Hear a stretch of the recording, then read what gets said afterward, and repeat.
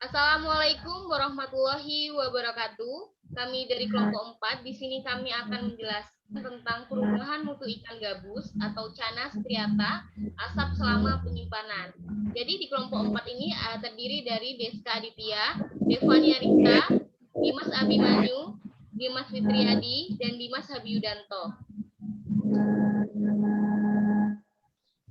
Baik, slide selanjutnya akan dibacakan oleh Saudara Deska. Kepada Saudara Deska, saya persilakan. Baik, terima kasih. Presentasi akan saya lanjutkan.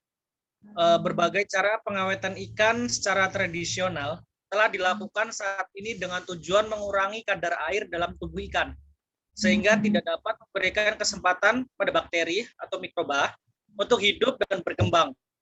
Keawetan bahan pangan mempunyai hubungan erat dengan kadar air. Hasil perikanan merupakan salah satu bahan pangan yang mudah rusak karena memiliki kadar air yang tinggi. Untuk meningkatkan mutu hasil perikanan, diperlukan usaha-usaha pengawetan ikan, baik secara modern maupun tradisional. Next.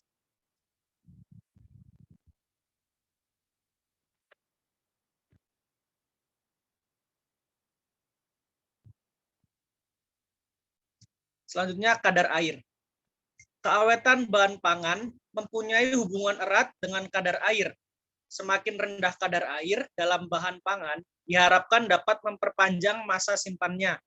Kandungan air makanan dan bahan makanan terhadap serangan mikroba. Dan hal ini merupakan salah satu sebab bahwa dalam pengolahan pangan, air sering dikeluarkan atau dikurangi dengan cara penguapan dan pengeringan. Selanjutnya, kadar protein. Protein merupakan zat makanan yang amat penting bagi tubuh. Zat makanan ini berfungsi sebagai bahan bakar dalam tubuh, zat pembangun, dan pengatur. Protein adalah sumber asam-asam amino yang mengandung unsur-unsur C, H, O, dan N yang tidak dimiliki oleh lemak atau karbohidrat.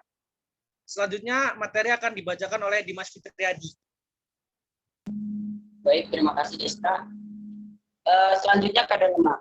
Lemak adalah senyawa organik yang terdiri atas unsur-unsur karbon, hidrogen, dan oksigen yang dapat larut dalam pelarut-pelarut tertentu dan merupakan salah satu unsur penting dalam bahan pangan yang berfungsi sebagai sumber energi. Kerusakan lemak di dalam bahan pangan dapat terjadi selama pengolahan dan penyimpanan. Kerusakan lemak mengakibatkan bahan pangan menjadi bau dan mempunyai rasa yang tidak enak, sehingga mutu dan gizinya dapat turun. Baik, selanjutnya jamur. Kehadiran jamur merupakan indikator bagi kemunduran mutu suatu produk. Analisis terhadap jumlah jamur ditunjukkan untuk mengetahui jumlah total jamur dalam suatu produk dan mengetahui tingkat pertumbuhannya. Standar Nasional Indonesia SNI 738/2009 membatasi jumlah jamur pada makanan yang masih aman untuk dikonsumsi, yaitu jumlah jamur ikan asap maksimal per gram. Saat awal penyimpanan jumlah koloni jamur masih sangat rendah, yaitu tidak lebih dari 10 koloni per gram. Tetapi setelah 5 hari sampai 7 hari penyimpanan, jumlah jamur meningkat dan sudah tidak memenuhi nilai standar yang telah ditetapkan oleh SNI, yaitu nilai 1 kali 102 koloni per gram, Standar Nasional Indonesia. Baik, slide selanjutnya mungkin akan dijelaskan oleh Dimas Hadi. Baik, terima kasih Dimas Fitriadi. Saya akan melanjutkan presentasi dari Dimas Fitriadi. Yang selanjutnya ada aktivitas air. Aktivitas air bahan pangan adalah jumlah air bebas yang terkandung dalam bahan pangan yang dapat digunakan oleh mikroba untuk pertumbuhannya. Aktivitas air merupakan salah satu faktor yang dapat mempengaruhi kerusakan pangan karena aktivitas air dapat menggambarkan kebutuhan bakteri akan air. Nilai AW merupakan jumlah air bebas di dalam bahan pangan yang dapat digunakan untuk pertumbuhan mikroba dan berlangsungnya reaksi kimia dan biokimia.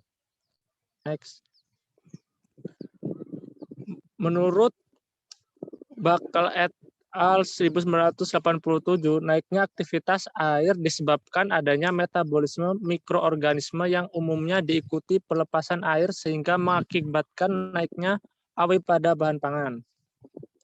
Kandungan air suatu bahan tidak dapat digunakan sebagai indikator nyata dalam menentukan ketahanan simpan.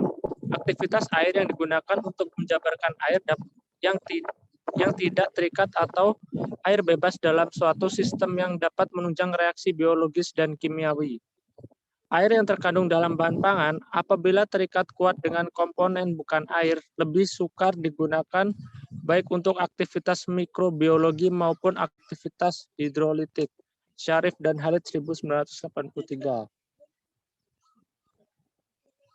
Kesimpulan, pengasapan ikan gabus menggunakan alat sistem tertutup menghasilkan kadar air yang lebih rendah dibandingkan menggunakan alat sistem terbuka. Pengasapan ikan gabus menggunakan sumber asap kayu, pelawan, pada kedua alat pengasapan menghasilkan kadar air lebih rendah dibandingkan menggunakan sumber asap tempurung kelapa. Produk ikan gabus asap yang disimpan selama 4 hari sampai 7 hari, penyimpanan ikan gabus asap sudah tidak layak lagi untuk dikonsumsi karena koloni jamur yang tumbuh sudah melewati batas nilai standar yang telah ditetapkan oleh SNI, yaitu 1 kali 120 koloni per gram standar nasional Indonesia. Next. Mungkin sekian, saya kembalikan kepada moderator. Baik, terima kasih. Itu saja yang bisa dapat kelompok 4 sampaikan. Kurang dan lebihnya kami mohon maaf. Kami akhiri. Wassalamualaikum warahmatullahi wabarakatuh. Waalaikumsalam warahmatullahi wabarakatuh.